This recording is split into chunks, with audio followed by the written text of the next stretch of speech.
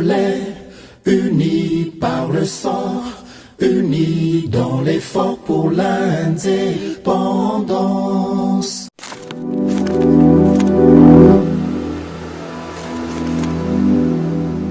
Mbote Nabino balandi GCAM Télévision, merci Nabino pour la confiance, merci pour la fidélité. Bopesa biso poto melabino basango na maeleka kana kati ya République démocratique du Congo.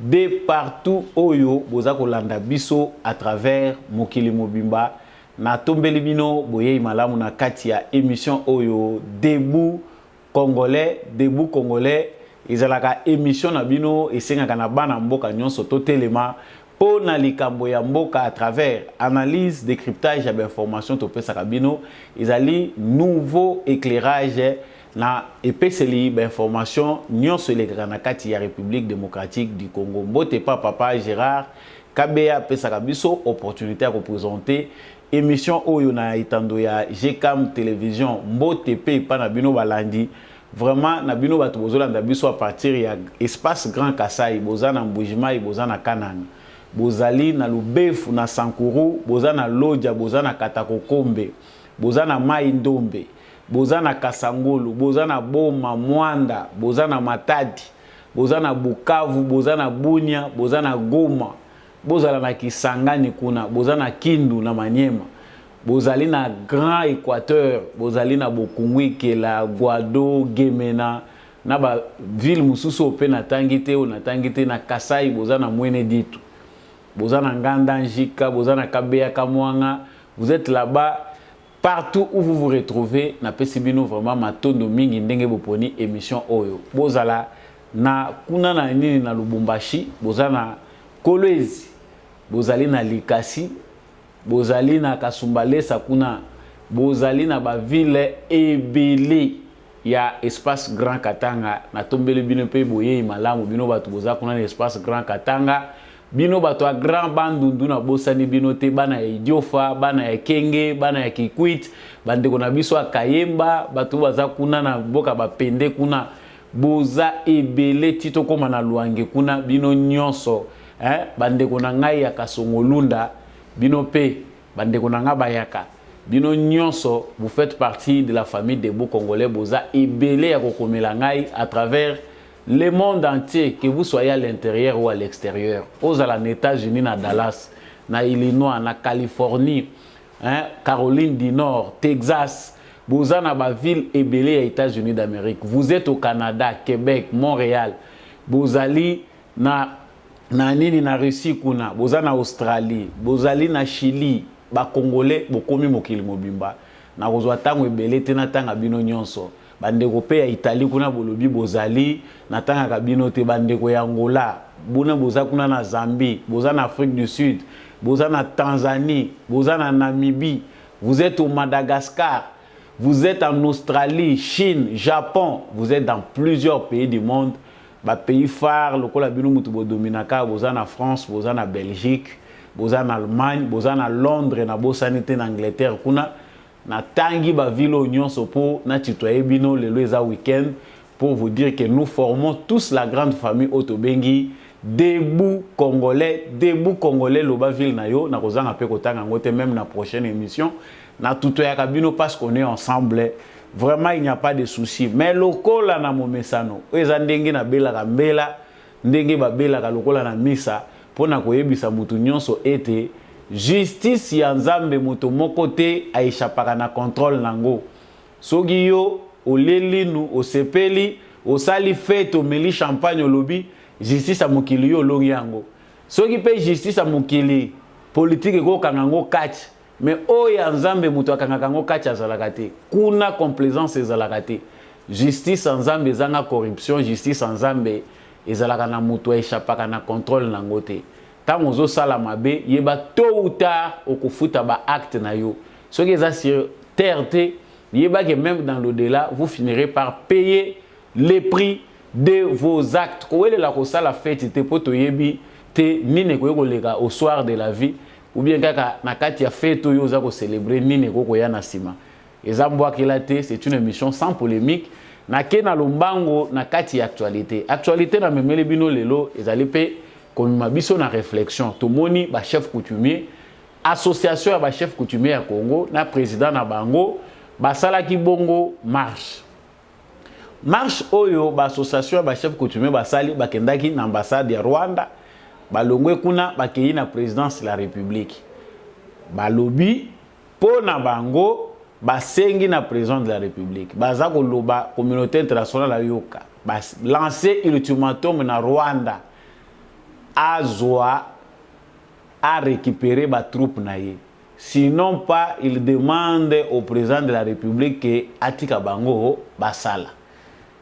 Bango basala na ndenge na bango ba chef coutumier. Ultimatum balancé balobi Rwanda soki ayoki te azoko ma province ya Congo bazo annexé. De quel pouvoir dispose nos chefs coutumiers? Balingi ba memagero yoti wapi? Balingi basala nini makambo ya ba réalité na biso coutumière na Congo ezandenge nini. Samba Olonga vous invite à travers analyse et décryptage et information oyo tout au long ya émission oyo yo muto uti ko rejoindre biso commencez par vous abonner sur nos s'abonner wana nde la kisiki okomi membre ya Debout Congolais bana mboka nyonso to bana kotelema information ko zalaka wana te ba mécontent il y a décision oyo ministre intérieur azwaki concernant kokanga ba parlement debout et fonctionnaka lisusu te Jekobeya na ba membre mususu ya UDPS force du progrès a bengi ba mécontent nyonso alobi marche devant ministère ya intérieur mokolo ya lundi bokolanda pe Jekobeya na kati émission oyo comment azali kosenga na batu nyonso bazali contre décision ya ministre intérieur babima na balabala pona ko protester contre mesure wana oyo ezali ko fragiliser UDPS. Bongo tokosukisa na likanisi o ba diaspora congolaise bazui la diaspora congolaise to ebite initiateur azanani bobenga biso pe bino bato bozu initiative wana po soki ezali kamu ya munene biso nyonso to latango to mobiliser davantage parce qu'il n'y a pas que la diaspora Congolais nyonso azana devoir ya ko contribuer même na 1000 francs bacha kesi ya munene na stade de martyr mutu na mutu selon bozuna ye ata 100 francs pourvu que ezala lokola soutien financier au ba Congolais nyonso baza ko tcha pour acheter l'armement pour nos FARDC parce que o eza su yango te diaspora ya mboka na biso République démocratique du Congo bango ba déjà décidé ba lobby il faut ba octroyer ba offrir na FARDC ba somba 3 drones militaires et aider FARDC na biso na bitumba initiative ango na Nikolo nango na zu information yo batindela kinga ango na lingine ba ke bo officialiser ango. Les Congolais ont droit à se mobiliser. Avion de chasse et koyate pour empêcher mobilisation na biso. Wana isa élément ya suka tokosuki sa tout au long. Il y a émission Oyo. Encore une fois de plus, Samba Olonga atombeli bino boyeyi malamu nakati ya émission Debout Congolais. Soki nanu osabonate participer à travers votre abonnement. Numéro ezali na se etandonayo ezali numéro PMPSA pour ceux qui vivent à l'intérieur du pays. Contribuer à cette émission na manière nyonso yo koko sala po ete bendele ya Congo continue toujours ko pepa.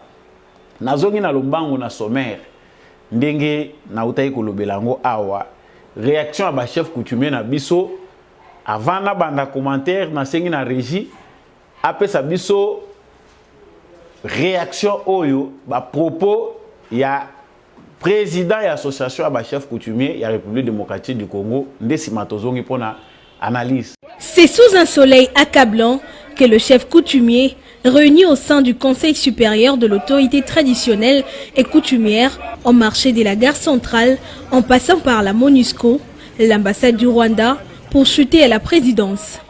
Avec les calicots à la main, où l'on peut lire le message, tous avec les ancêtres, 30 juin, date limite du Rwanda, 0 préavis, Bakoko Basiliki. Sa Majesté Fumudi Fima, qui a conduit la délégation, a pris à témoin l'ambassade de la Belgique pour tout acte que les chefs de terre vont poser. Et le 30 juin, c'est la date limite de préavis 0. Nous demandons au chef de l'État, Tshisekedi Tshilombo, haute autorité coutumière de la République, garant de la nation, garant de la paix. C'est à lui que nous adressons ce message pour qu'il le sache. Après le 30 juin 2022, où la RDC sera balkanisée, comme c'était l'esprit de la conférence de Berlin, où c'est le Rwanda qui va être intégré en RDC. Nous avions pris à témoin, entre autres, l'ambassade de Belgique, au roi de Belgique. Nous voudrions que l'autorité coutumière, les cérémonies coutumières puissent prendre leur place avant toute identification au retour de nos œuvres immémoriales, de nos mémoires qui sont dans leur musée ou au musée de Rome.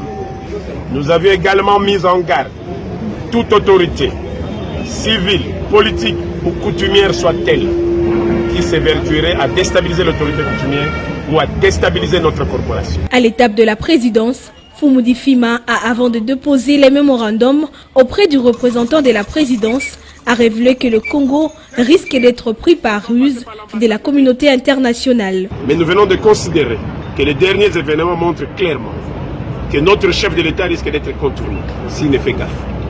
Le Congo risque d'être pris par ruse. Ruse, pas de Rwandais, mais de la communauté internationale. À la haute autorité coutumière qui est Tshisekedi Tshilombo, chef de l'État. Le Rwanda risque d'être annexé. J'ai dit préavis zéro. C'est-à-dire on ne demandera plus. C'est pourquoi nous venons alerter la haute autorité coutumière. Avant le 30 juin, qu'ils mettent faire ça. Ou alors qu'ils nous laissent faire. Merci. Pour le président du CONATEC, un ultimatum est lancé au Rwanda jusqu'au 30 juin pour récupérer toutes ses troupes vivant en République démocratique du Congo. Nakanisi, bouti kolanda malamu, les chefs coutumiers ya Congo décision oyo bazui. Parce que là ils sont en association.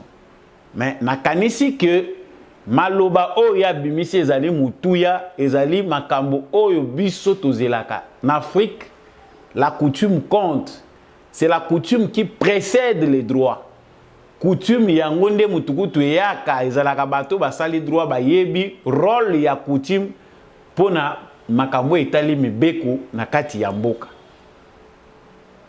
C'est de là que tire source loi ezali ko tirer matière na ye première na kati ya bazus et coutume ya bato. Mais nous sommes pas là. Ba chef coutumier na biso balakisi pe mécontentement na bango, balakisi pe forme na bango ya soutien o bango bakoko mana FARDC. Bango batalisi balobiete eza lisusu acceptable te ndenge bolandi bango qu'un petit pays le la Rwanda a continué koyaka ko assiéger biso ko agresser biso. Bake ba pesi mise en garde na ambassade ya Rwanda, baye na présidence de la République, basengi présidence de la République que Rwanda ndenge bango ba s'associer na maloba o déjà mokonza mboka déjà lobby président de la République qu'il faut ba Rwandais ba retirer ba troupes na bango na sol congolais. Soki basali yango te bango ba lobby ultimatum ba lancer ba lobby bango bazokota bitumba wana tokota la Rwanda to ko annexer yi ba lobby bango ba kosala ngo na lolenge na bango ya ba chef coutumier. Vraiment, ils ont beaucoup parlé, mais aujourd'hui essentiel les alliés détermination au ebimi na responsable et association d'autorité coutumière et la République démocratique du Congo. Les kambu oyo ya ba chef coutumier, ils ont les kambu o normalement il fallait les cas avant toute chose. To éviter président de la République parce que totalagi na ba mbalo les cas qui asangisi ba chef coutumier nyonso ya ba province nyonso asololi na bango tango accéder à pouvoir bayaki lisusu bayaki ko discuter na président de la République na kanisi. C'est aussi de là qu'il faut aussi créer aussi l'armée parce que bitumba babunda kango kaka na aspect mon côté ndenge président azobunda na diplomatie azosala politique na ye ndenge FARDC azobunda na terrain, les esprits aussi combattent. Cette terre, c'est notre terre qui nous a été laissée, léguée par nos ancêtres. Mabele Otos a connecté nango par nos ancêtres qui vivaient sur cette terre. Mabele, mutunyon so lobaka, na pouvoir ya mabele, mabele to sakaye. Mais qu'est-ce qui fait que sur notre propre sol, bayaka ko agresser biso et puis tous à la moyen na capacité à se défendre. Quelque part, ceux qui t'occupent de la malamu, nous trouvons qu'il y a une trahison sur le plan spirituel qui fait qu'aujourd'hui nos terres soient occupées par des étrangers. Même l'infiltration dont on parle, sans les consentements, sans la trahison, il y a une autorité coutumière, je n'ai pas le temps à robeta masolo ya ndenge nini ba Rwandais n'époque belge ba kotaka basalaka transplantation ya kozwa ba Rwandais koya na bango ko transplanter bango les années 1932 ou bien 33. On a pris un grand nombre des éleveurs, des pasteurs rwandais bayana bango, hein? Des dizaines de milliers de Rwandais ont été transportés. Balongoli bango, bayena bango na Congo. Nos autorités coutumières de cette époque-là sont pour quelque chose. Parce que ces venants-là, bateau yo bayako yawana, ils ont venu avec un lot de problèmes. Administration belge à l'époque, bayebi o basalaka parce que l'administration du Congo belge, c'est-à-dire Congo, Rwanda ou Burundi. Ndenge Belgique, à Botolaki, à Zouaki, à récupérer qui Rwanda, na mabo tango balma ba perdre guerre na ba. Ils se sont entendus na ba administration wana de manière à ce que le kola kuna ba éleveur ba zowe la bisika et comme muke, il faut qu'on soit bango koya kumema bango na est à Congo là où il y avait ba parti à ba terre rebelle. Nos chefs coutumiers ont accepté. Avec l'administration belge, il y a baya. L'erreur commence aussi à partir de là. Outre ba combat ya ba tozaz bato bazana est na kantibo yebi mingo legangai entre les royaumes Chi ya ba Chi kuna na ba Mwami na bango mususu bandaye ko welela na kuna. Mais royaume Chi wana avant les frontières coloniales. Ils allaient s'étendre jusqu'à la bataille à Rwanda. Ça, c'est une autre partie. Si ce qui est commis à histoire, mais c'est de là la genèse du problème. Quand on a l'autorité coutumière, le chef de l'État est le premier chef coutumier. Chef coutumier, mon conseiller Liboso, Yamabele, Ezali, chef de l'État. Batuna batu selon ba tribu na bango ba etini na bango bazali pe na ba chef coutumier na bango. Notre loi, nos lois, notre constitution reconnaît l'autorité coutumière. Mais qu'est-ce qui s'est passé à travers toutes ces années pour infiltration ezwesika nango? Pour mabele na biso et comme na maboko ya bapaya, les Congolais se retrouvent esclaves sur son propre sol. Nos chefs coutumiers nous ont trahis. En connivence avec les hommes politiques, ils ont trahi l'autorité coutumière. Hérédité oyo ezalaki na makambo ba chef coutumier bango babandi ko détruire bango babandi ko imposer ba autorité coutumière oyo bazali ko répondre na politique ya ba parti politique na bango. Je ne peux pas vous prendre beaucoup de temps, mais l'air, il y a drapeau, il y a jaune, il y a PPRD.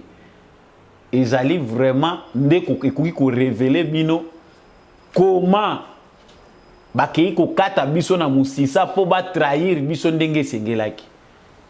La période où Joseph Kabila accédé na pouvoir tia za ko kende désordre makasi ekoti na niveau ya ba chef coutumier. Il y a des chefs coutumiers qui ont remplacé les autres sans en avoir la qualité. Il y a des chefs coutumiers qui ont adhéré officiellement au PPRD. Là, on dit adhérer na complot ya AFDEL. Autorité coutumière et comme les kamouya ba parti politique. Batu bazo teka mabele ndenge balingi. Batu bazo teka même bana na bango soko s'opposer na parti politique oyo. Chef coutumier adhéré. Oza contre Babo Mayo. Chef coutumier aza ko s'entêter à l'ingité ko adhérer na vision ya Kabila babomiye. Les histoires de Kamwena Sapu ont commencé là. na ba makambo wana ya ba opinion politique na bango. C'est de là que l'infiltration a été légitimée beaucoup plus na temps ya Joseph Kabila. Nos chefs coutumiers ont trahi les pays, bandimi na bango, ba étrangers, ba ya ko coloniser biso na mabele na biso moko. Nos chefs coutumiers ont vendu l'identité congolaise. Muto yaza ekolo na binote, bato babimi balobi aza mwana na biso. Tata na yeboye, mama na yeboye. Bino ba chef coutumier. Mais aujourd'hui, les lots, tout le monde, chef coutumier, ou une association à Bango, ba chef coutumier, les noms m'échappent. Après, si les canissio, ils ont malamu, ils ont motouya, et koki kola musabiso nyon, surtout ça la retour na source. Parce que moutounion so azali na source na ye. Kuna ndeto kende kutuna na oyo mwana ya nani, tata na ye nani, maman na ye nani. C'est de là. La source de l'identification nationale, c'est l'autorité coutumière aussi. Batu nyonso bakozonga na ba groupement na bango na ba chefferie na bango. La lutte contre les Rwandais ne se fait pas seulement dans le baga awa na mandoki ya FARDC. Eza ko sale ma peine intelligence parce que bango ils sont en avance dans l'organisation. On nous a détruit nous pour organiser bango petit pays baya ko mataka biso. Nous devons comprendre place handicap ezali. Aujourd'hui, ces chefs coutumiers, bazu quand même conscience ya o ezali responsabilité na bango. Likambo ya mabele bino boza ba conservateur, boza ba gardien ya ba culture na biso. C'est en ce moment qu'on devait voir les vrais chefs coutumiers na ba province nyonso. Ndenge bato bazali koloba bosangani pour ceux qui prient, musulmans, chrétiens, bosali ba prière na bino bolobi maintenant, oh to kotio eza zone rouge, to crier maintenant, to crier et pas yenzambe mabele, ezo yoka biso ancêtre bazo yoka biso. Nous sommes en guerre contre les Rwandais. Bino ba ebokenda pona mabele oyo. Bino batu bozana bomoy. Likolo na se boyo kabiso parce que maintenant nous voulons défendre les terres que vous nous avez laissées au Bazak occuper. C'est symbolique et spirituel. Mais on comprend que la plupart ya bateaux va traîner biso na makambo mingi a potopoto na distraction sont des médiocres spirituellement. Mabele nyonso eza na lien sacré na mutu nyonso botami wana oyo azana bakoko na yewana. Ceux qui prient Jésus, ceux qui prient bato basaba yebi que même Jésus avait ses ancêtres. Non. Si quoi ba chef coutumier boye ko lamuka. Avant même que le chef de l'État, il faut une démonstration de force. Bato oyo baza ba koloma belé na bango ba ayant droit, ils ont un pouvoir. Même tant que FARDC à se réunir, à défendre parti bozana pouvoir. Ya koyebisa bango pe likambo, bopesi bango pe instruction, pe et salami. Bato bandimi que vous êtes sur vos propres terres. Malheureusement pour nous, bao bazo kangamineko, ce sont des gens aliénés par le système kabiliste. Nous avons des chefs coutumiers qui vivent en ville, déconnectés de la réalité du monde rural. Basundola na bango baza ba chef coutumier so kaka intérêt ko ikuna o kota na biso ya ba chef coutumier o turu eza turu akingani il ne dirige absolument rien. Ba chef coutumier na biso batika ba habits traditionnels, ils sont en ville en veste, en costume, en cravate comme moi ici. Ba yeko tonda na bango na ba ville, ils font les affaires. Bazo luka balibane ba kende ko somba ba mabele na bango na intérieur. Qui sont les propriétaires de vos terres? Chef coutumier toza ko tuna kabino. Bater nyonso bosilisi na koteka libana zoya zo somba 2000 5000 hectares 10 000 hectares 20 000 hectares na province moko ye moko nani atekeli chef coutumier chef de groupement oye mutazana liloba atekeli belé ya zamba. Mais c'est grave. Aujourd'hui nous plairons mboke kei Félix Tshisekedi azo sala eloko te, mais demandons-nous mutuna mutazonga na famille na bango comment nous avons trahi. Je pense que dans un élément oyo, parce que c'est révélateur, même le président de la République doit s'en servir. Ndenge batwana batelemi, il faut une grande conférence avec les chefs coutumiers. Repenser les kamwoyo à la base, à la source, les kamwoya autorité coutumière. Parce que tant que identification nationale, tant que des retours na ba valeur, tant que la conservation, il y a ba valeur na biso culturel. Le Congo dans sa diversité, plus de 400 langues. Ba ethnie ezali bon kuna sagesse boni ezali na kati ya ba langue nyonso wana. Nakanisi les chefs coutumiers ngai na pensé ndenge na raisonner na moni que le président de la République doit exploiter toutes les sagesses du Congo. Bato au moins batikali bazana intégrité pour comprendre que nation va défendre Congo, nation va bundela Congo. Il est important na minito yo yako telemisa beta major nyonso. Bao baza ko sambela bokwei ko bomati bangomba ndenge bokendaka bangomba. Ceux qui sont dans les jeûnes et prières, cessez d'être égoïstes dans vos prières. Ce qui nous tue, nous Congolais, c'est que parce qu'on pense que même le salut du pays est individuel. C'est le salut, il y a là aux autres individuel. Mais le salut du Congo est communautaire. Bisognon, il faut tous aller longo pour te sauver mboka toko tsango na bonne voie. Mais les Congolais sont égoïstes même dans leurs prières. Bozo sala ba un mois de jeûne et prière, bozo luka mabal, bo luka ba voyage à Poto. Vous êtes dans des mains de charlatans qui sont en train de vous mentir. Alors que vous avez un beau pays, bah rêve nyon sozo revane ko salimana Congo. Jeûnez, priez, vous qui avez cette force-là de jeûner et de prier, faites-le intensement pour le pays. Si depuis longtemps to sambela to zaki égoïste te na ba prière na biso, to tchaki mboka liboso ya makambu nyonso na ba prière na biso, Congo lingaki changer depuis longtemps.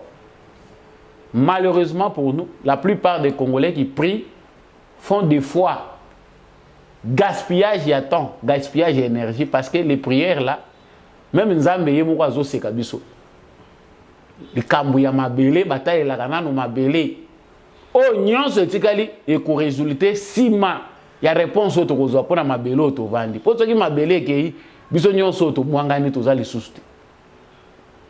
C'est un élément que j'avais choisi. Nakanisi monsieur le président de la République a yebi importance na rôle munene. Il y a pouvoir coutumier dans le Congo. Il faut revoir makambo ya autorité coutumière ko tchango en ordre. C'est aussi la seule façon ya ko bunda contre infiltration oyo ko zongi sabatunyo sur la source. Nous exigeons l'identification nationale et le recensement général de la population. Il faut que les autorités coutumières baye bayango pe ba autorité nyonso à la base baye bango poto lande l'infiltration nyonso yo partout les autres côtés là. On nous présente des enfants mudazo bimawa za muluba. Un Rwandais qui devient muluba parce qu'il est dans l'armée. Babimisi identité o chibangu soki nani tout ça ndenge ba makenga we ya M23 ba komi baza babimaka baluba. Et les autres. Mais otuni tata na ya za wapi ozoyebate. Maman na ye wapi muluba ngo ya wapi o kaka muluba. Vous regardez l'identité de quelqu'un dans l'armée qui dit qu'il est kassaye mais obandi ko lukabolandeli bozoyeba pété. C'est ça le travail qui doit être fait. Ce qui biso ba congolais tozo kantsaki les armes ezakaka ya FARDC là nous nous trompons. Les armes sont multiples, à nous de nous en servir. Pour ami balé na lobagi awa ezali kambu ya décision ya ministre ya intérieur. Na kanti natiki la bino tempe lisusu bomo na vidéo ya ndeko Jeko Beya. Ya force du progrès ya IDPS constat na yezanini par rapport à ministre de l'intérieur décision oyazu. Bon, tolobi boy. Biso surtout ensemble. Là bas parlementaire de Bougno surtout. Batu oyo surtout balobi ke molimo ya IDPS ezali molimo ya kokundate. Molimo ya IDPS il faut ezala ndenge kondo Etienne Tshisekedi atika biso. IDPS viva! Viva! Tolobi boye. Biso surtout ba oyo surtout ba monike décision wana ezali injuste oyo ya koboya ba parlement. Nakanisi bolandine de Jeko Beya malamu. Il est clair là-dessus, c'est la jeunesse de l'UDPS. Mécontentement, ezalaki kaka te na batu mususu, mécontentement pe ya ezali. Mais au moins il est dans une logique où ezali raisonnable. Dans une logique normale, batu bakendaka na likambu na procédure. pour réclamer la revendication na bino ce qui est légitime pour se dire que il faut être la fiable et non aller par les désordres parce que le l'IDPS est parti au pouvoir. Pour certaines mesures, ils ont malamu parce qu'il y a plusieurs parlements de Boué Botame Belé. Parce que bango makanisi na bango et ceux qui wana balobi que le parlement de Boué comme Belé est incontrôlé. Voilà, il faut fermer quand même pour mettre de l'ordre et puis tout ça. Ça c'est dans l'air logique. Après tout ce que nous avons comme information, wana ils sont d'accord, c'est l'UDPS qu'on veut tuer. Parce qu'on sait bien comment ces partis politiques là fonctionnent. Moussous les a parti malette et ça la moussala wanati.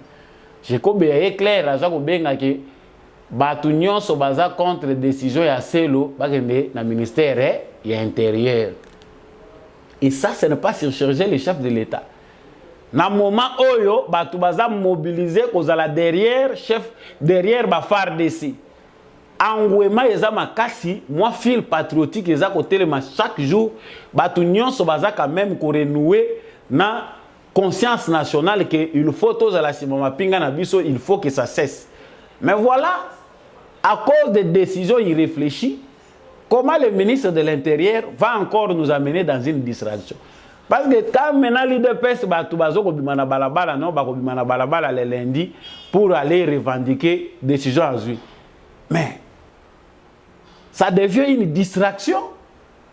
Et ça qu'on faire jouer IDPS, GOEZ, IDPS c'était qui veut-on surcharger na point où? Na kanisi ministre intérieur aux ali mutoye IDPS malam. C'est l'État ya koboma moto wana ezamuke. Monsieur le secrétaire général Augustin Kabouya. Moto wana ezamuke toyebi ke muto adirija mususu pe ba remplacer ka ye l'IDPS comme ça. Ça passe. Les autres ont des revendications valables. La plupart des gens qui ont maîtrisé Etienne Tshisekedi balingaka culture ya dialé loté. Ceux qui m'a bezali bakote le melayo énergiquement. Mais pour l'intérêt du parti, likambo yo est-ce que koki ko vandisa te ba cadre ya UDPS de manière à éviter de surcharger le président de la République.